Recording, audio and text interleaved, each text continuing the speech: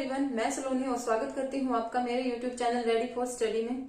इससे पहले वाली वीडियो में जो हमने टॉपिक किया था वो क्रिया विशेषण किया था। हम अविकारी शब्द कर रहे थे। अविकारी शब्द 4 प्रकार के होते हैं हमारे, जिसमें से पहला प्रकार था क्रिया विशेषण, जो हम पहले वाली वीडियो में कर चुके हैं। आज हम इससे आगे के जो हमारे 3 प्रकार हैं वो करेंगे। देखिए, तो अविकारी शब्द के 4 प्रकार पहले देख लीजिए होते कौन कौन से हैं। पहला था हमारा क्रिया विशेषण, जो हम इससे पहले वाली वीडियो में कर चुके हैं।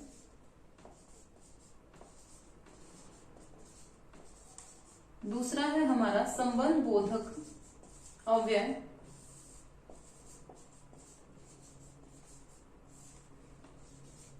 तीसरा है हमारा समुच्चय बोधक।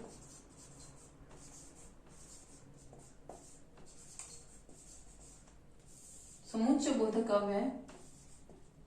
और चौथा है हमारा विषमयादी बोधक अव्यय। देखिए, सबसे पहले देखिए बोधक शब्द का अर्थ क्या होता है। बोध कराने वाला। बोधक क्या होता है? बोध कराने वाला।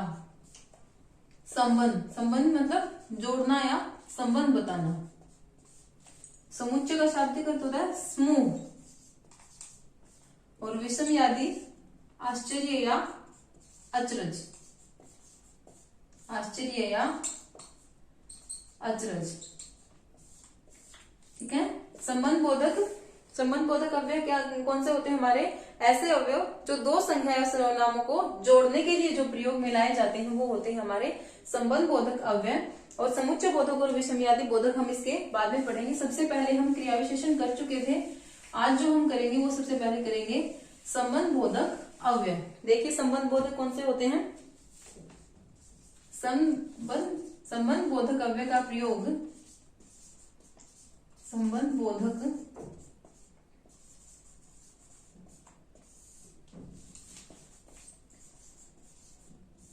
अव्यय का प्रयोग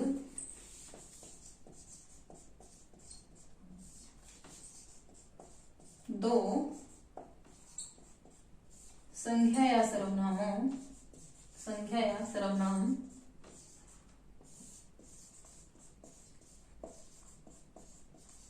को जोड़ने के लिए, दो संख्या सर्वनाम को जोड़ने के लिए किया जाता है।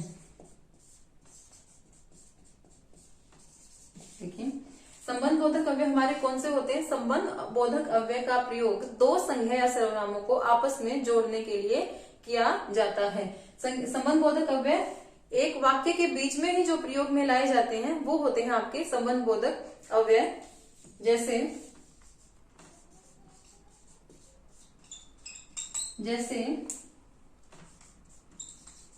राधा के बिना श्याम परेशान है। राधा के बिना श्याम परेशान है। तो राधा और श्याम कर्ता संख्या हो गई हमारी।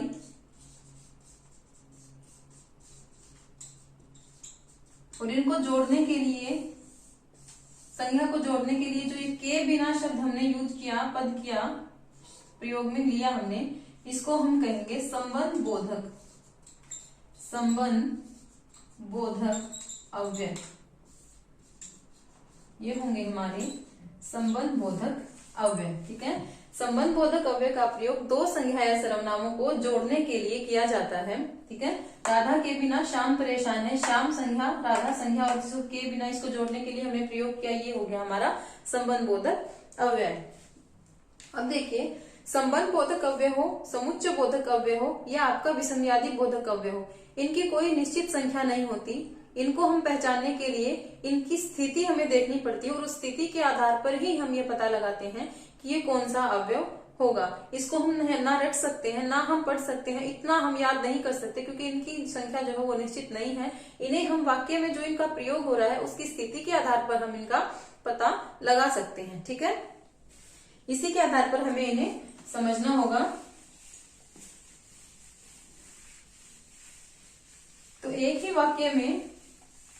वाक्य में के बीच में जो प्रयोग में लाए जाते हैं संज्ञा या सर्वनामों को जोड़ने के लिए, वो होते हैं आपके संबंध बोधक अव्यय। जैसे संबंध बोधक अव्यय आपके कौन से होते हैं, जैसे हमने अभी किया, के बिना और लेकिन, परंतु, किंतु, ऐसे जो शब्द होते हैं हमारे, वो होते हैं हमारे संबंध बोधक अव्यय में। जैसे बिना, अतिरिक्त, अलावा, ऐसे शब्द किनमें गिनते हम, संबंध बोधक अव्यय में। ठीक है।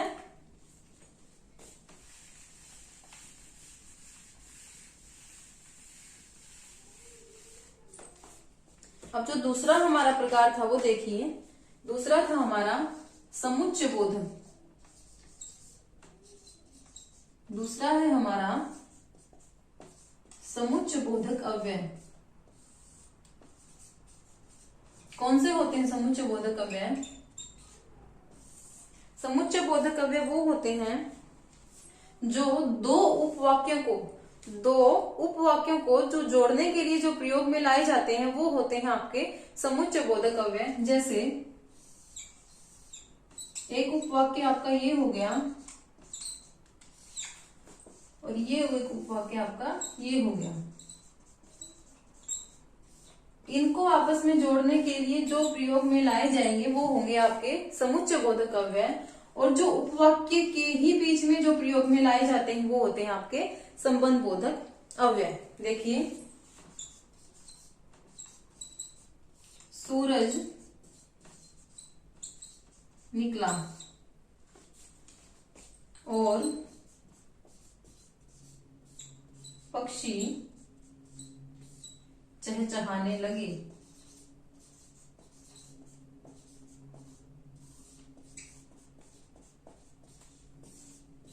तो ये और आपका क्या हो गया, समुच्चय बोधक अव्यय। दो उपवाक्यों को जोड़ने के लिए जो उनके मध्य में जो प्रयोग में लाया जाता है वो होता है आपका समुच्चय बोधक अव्यय। समुच्चय बोधक अव्यय के दो प्रकार होते हैं आपके, एक होता है समानाधिकरण, एक होता है आपका समानाधिकरण और दूसरा होता है आपका व्याधिकरण। ये जो होता है समानाधिकरण, ये जोड़ने के लिए प्रयोग में लाया जाता है, इसको संयोजक भी कहते हैं।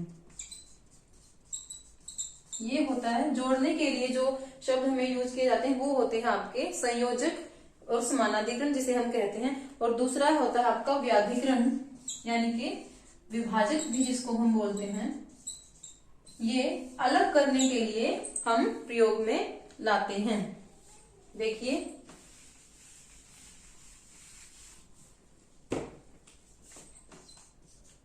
एक और एग्जांपल देखिए, सोहन पढ़ता है लेकिन मोहन सोता है। मोहन सोता है, ये आपका एक वाक्य हो गया, ये आपका एक उपवाक्य हो गया। इन उपवाक्यों को जोड़ने के लिए जो हमने शब्द प्रयोग किया गया वो हो गया आपका समुच्चय बोधक अव्यय। ये हो गया आपका समुच्चय बोधक अव्यय। इसमें आएंगे आपके किंतु, ठीक है, किंतु, परंतु, अथवा,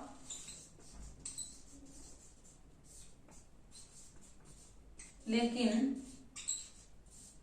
ये जो ऐसे शब्द होंगे जो दो वाक्यों को जोड़ने के लिए हम प्रयोग में लाते हैं वो आएंगे आपके समुच्चय बोधक अव्यय में। जैसे एक और एग्जांपल देख लीजिए आप, जैसे राम और सोहन पढ़ते हैं,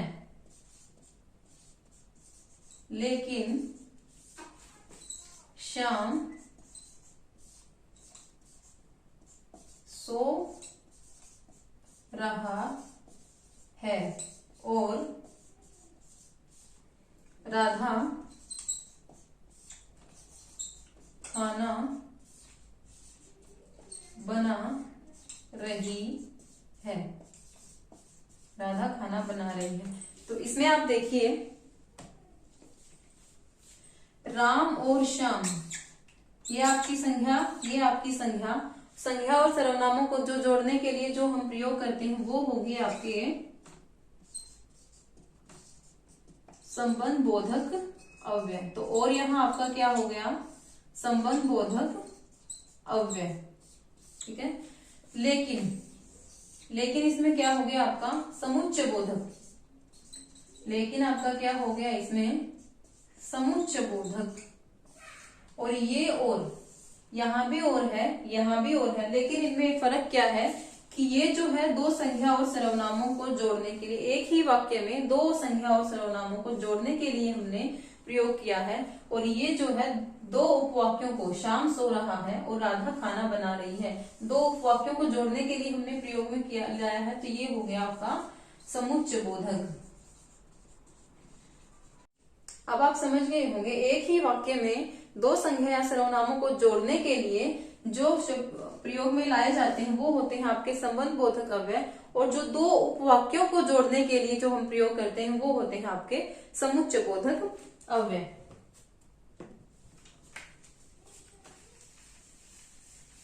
तो वाक्य में प्रयोग करने की स्थिति हमें यह बताती है कि इसमें कौन सा अव्यय होगा।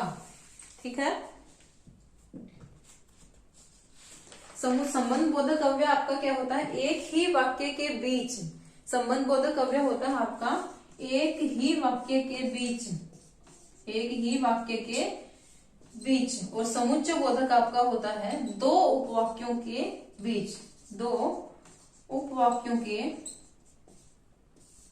बीच,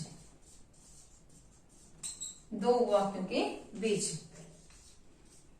तीसरा है हमारा विषमयादि बोधक अव्यय। विषमयादि बोधक अव्यय हमारे कौन से होते हैं, आश्चर्य का बोध कराने वाले। विषमयादि का अर्थ क्या होता है, आश्चर्य, यानी कि आश्चर्य का बोध कराने वाले, आश्चर्य का बोध कराने वाले अव्यय।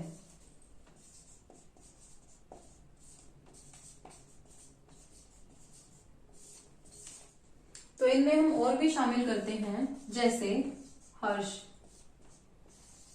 शोक, घृणा, ऐसे जो शब्द होते हैं उनको भी हम क्या कहते हैं, विषमयादि बोधक अव्यय होते हैं। इनमें ही हम प्रयोग में लाते हैं। देखिए जैसे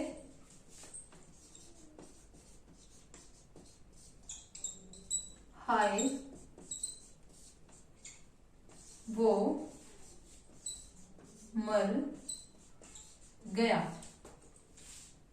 दूसरा देखिए, वाह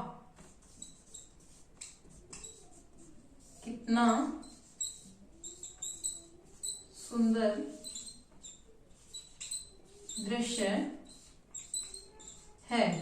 तो ये हो गए आपके, इसमें हाय और इसमें वाह, ये हो गए आपके विषमयादि बोधक अव्यय। ये कहाँ आते हैं, वाक्य के शुरू में, वाक्य के शुरू में जो आते हैं ये होते हैं आपके विषमयादि बोधक अव्यय। इसमें और कौन से होंगे, जैसे आई वाह, काश,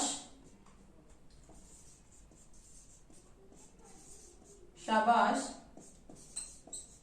आहा, ऐसे शब्द जो होते हैं ये होते हैं आपके विषमयादि बोधक अव्यय।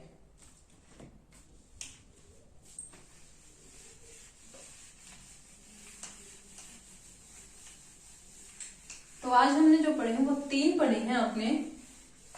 पहला हमने पढ़ा है संबंध बोधक अव्यय। पहला हमने पढ़ा संबंध बोधक अव्यय। संबंध बोधक अव्यय। संबंध बोधक क्या होते हैं? एक ही वाक्य के बीच में, एक ही वाक्य के मध्य, एक ही वाक्य के मध्य। दूसरा था हमारा समुच्चय बोधक। दूसरा था हमारा समुच्चय बोधक अव्यय। दो उपवाक्यों के मध्य, दो उपवाक्यों के मध्य उनको जोड़ने के लिए जो प्रयोग में लाए जाते हैं वो होते हैं आपके समुच्चय बोधक अव्यय। तीसरा होता है आपका विषमयादि बोधक। तीसरा है आपका विषमयादि बोधक अव्यय। ये होते हैं आपके वाक्य के शुरुआत में, वाक्य के शुरू में, वाक्य के शुरू में प्रयोग में लाए जाते हैं।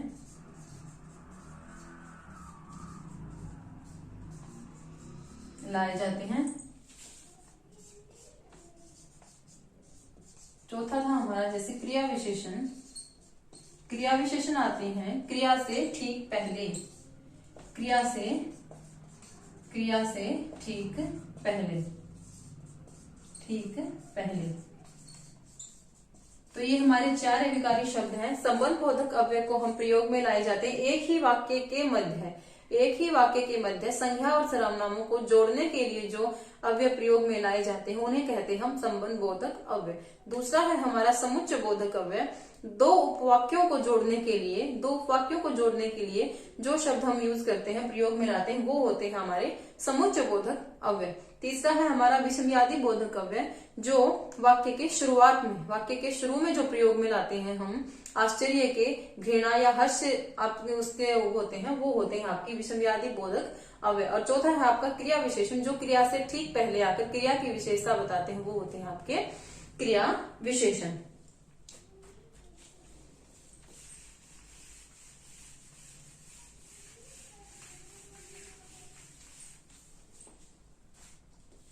ये देखिए जैसे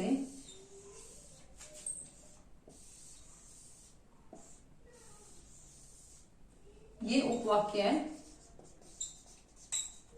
ये उपवाक्य है और आपका एक ये उपवाक्य है।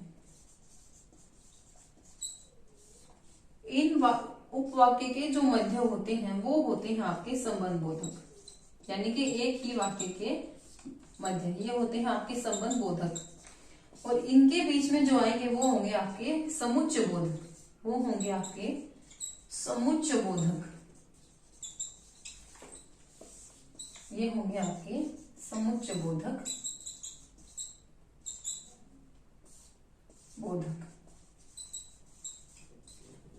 वाक्य के शुरू में जो आएगा वो होगा आपका विषमयादि बोधक अव्यय।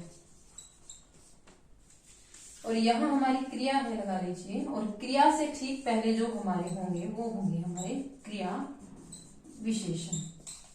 ठीक है, ये बात आपके समझ में आ गई। देखिए आज की हमारी जो वीडियो थी वो थी अविकारी शब्द। तो अविकारी शब्द हमारे 4 थे।